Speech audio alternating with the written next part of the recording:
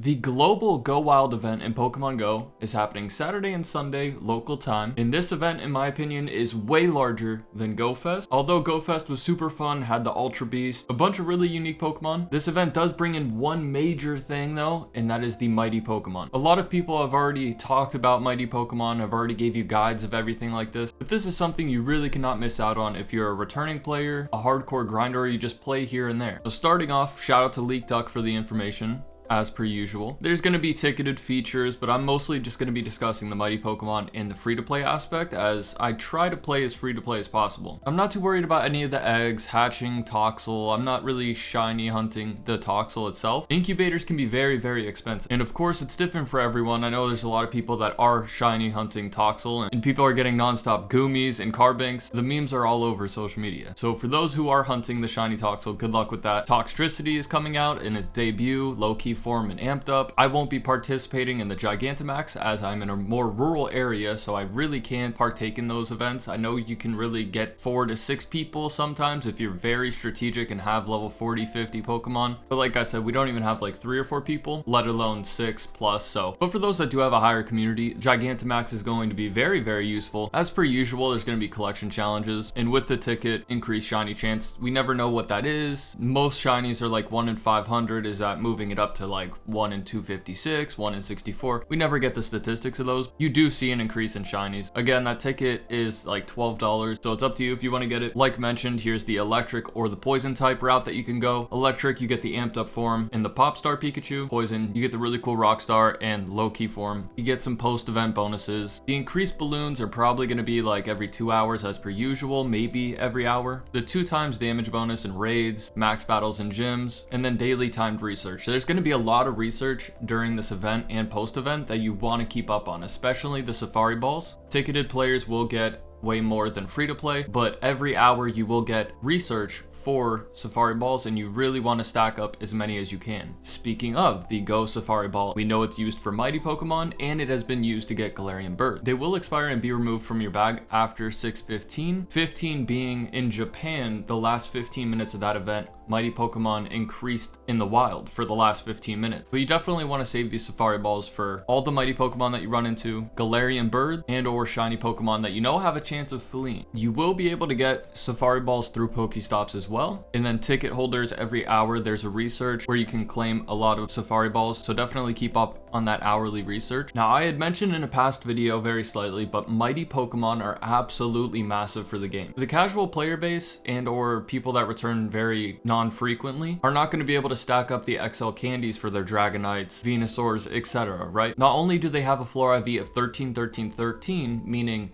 a 1 in 27 chance of getting a 100% or perfect IV Pokemon, the highest rate that we've ever seen, but also you can catch them up to level 50 in the wild, meaning the level 40 to 50 process is completely blurred out. My Dragonite isn't even level 50 yet. In every event that has had Dratini in the past, I Silver Pineapple and make sure I really capitalize on those candies. While during this event on Sunday, I could run into a Dragonite that is level 50 and better IVs than the lucky one that I already have. Of course, you have to be level 40 to really maximize that, or I believe it's level 39 to get all the way to level 50 Pokemon in the wild. I feel like a lot of people are at least like level 30 plus or 35 plus, so I don't see that being too much of an issue. They will be spawning, instead of the question mark, it'll have an exclamation mark and a little yellow aura around it so that you can tell the difference between a regular and Mighty Pokemon. It also has a better chance of being a double XL or XL Pokemon for showcase winnings, as the PhD Pikachu is very uncommon to get. It's also good to note down that there is a challenge in the game when you level up to get, I believe, 10 or 20 Pokemon to level 50. So if you do catch any like 48, 49 Mighty Pokemon that you do plan to keep, if you want to be efficient with that challenge, wait until you hit the requirement to actually do that challenge,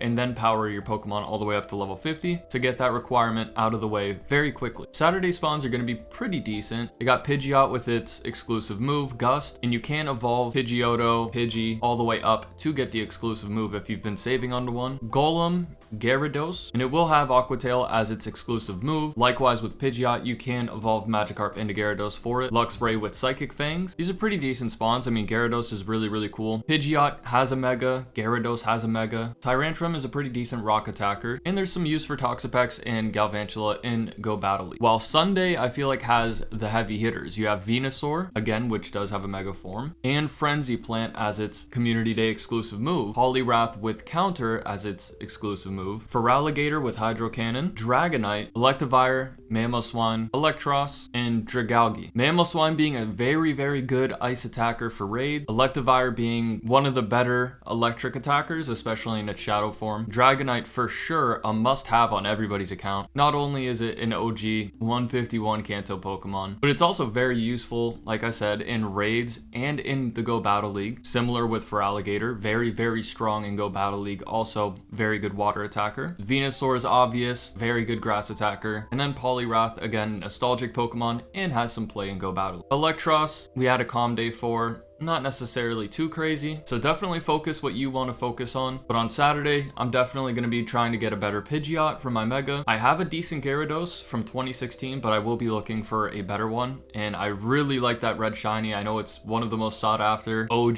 Pokemon shinies because Magikarp was the first shiny to be released, so I'm really going to double down on those two on Saturday. And then Sunday, you need a good Venusaur and Dragonite and Mamoswine. In my opinion, you need like half of Sunday's mighty Pokemon list. You don't absolutely need it, but it will help in raids. If you do decide to do Go Battle League, I know a lot of people aren't really into that. And like I mentioned, Electros just had a community day, so don't necessarily need to go after one of those. But with it being over level 40, you definitely want to catch every single one. And with a chance of being 1 in 27 of being 100% IV, this is your best chance to get a Shundo, your best chance to get a very good Hundo. And like I said, I cannot express enough how important these 2 days are. Even if you can go out for an hour, maybe 30 minutes, that might be just enough time for you to go and get yourself 100% Gyarados or 100% Dragonite. So this is something new in Pokemon Go, obviously, and I think this is very important for returning players, and it's also exciting for hardcore grinders that play every day because we've never seen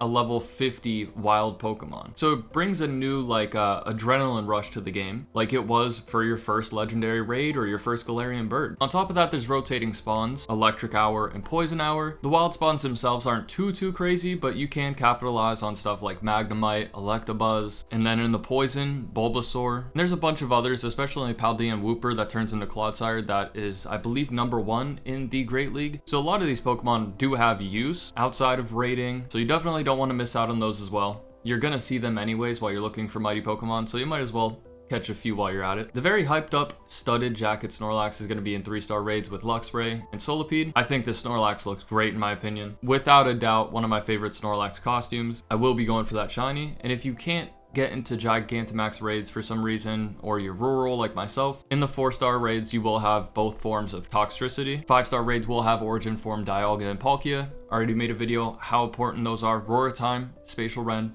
massive quality of life updates for your account. I think it's very important to have at least one of each that have their special adventure effect move. And then we are getting Primal Groudon and Kyogre in the Primal raids. Been almost a year since they've been in the raids. Primal Kyogre being literally the best water attacker in its primal form, and Groudon being absolutely insane as well. Will be pretty difficult to take down. Not as difficult as Gigantamax, but you definitely want to get enough energy for both. So yeah, that is the Go Wild event. Definitely take advantage of those mighty Pokemon. Try to get your Galarian birds with the Safari Balls. Very, very important event that you do not want to miss out on. So again, shout out to Leak Duck for all the information. So if you do get anything crazy, make sure you post it in my Discord, which is in the description below, and good luck out there, everyone.